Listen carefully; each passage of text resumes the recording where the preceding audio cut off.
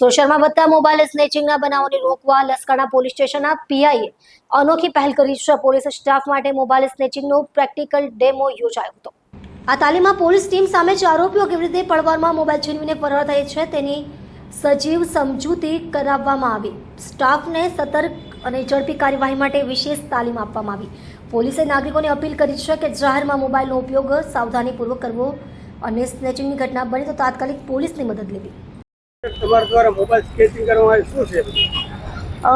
Snatching મારા દ્વારા અને પોલીસની ટીમ દ્વારા સ્નેચિંગ અમે એ અનુસંધાને કરેલ છે કે જ્યારે અમે પેટ્રોલિંગમાં હોઈએ છીએ, ફૂડ પેટ્રોલિંગમાં, રૂટીન પેટ્રોલિંગમાં, ત્યારે અમને જોવામાં આવે છે કે લોકો અલગ અલગ રીતે એટલે કાનની નીચે દબાવીને મોબાઈલ ચાલુ હોય છે, ચાલુ રસ્તા ઉપર મોબાઈલ ખુલ્લો રાખીને આ રીતે નીકળે, બિલકુલ મતલબ અલગ અલગ રીતે બેદરકારીથી રસ્તા ઉપર નીકળતા હોય છે।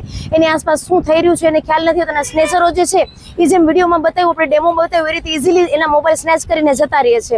એટલે એ આને લોકોને અવેરનેસ આવે। બીજું કે ખાસ અમારું કે મીડિયાના માધ્યમથી એ પણ લોકોને કહે કે તમારી આસપાસ શું થઈ રહ્યું છે, તમારા મોબાઈલ જે છે એને હોલ્ડ એ રીતે કરો કે આસપાસ બધા કોઈ સ્નેચ કરીને લઈ ના જાય।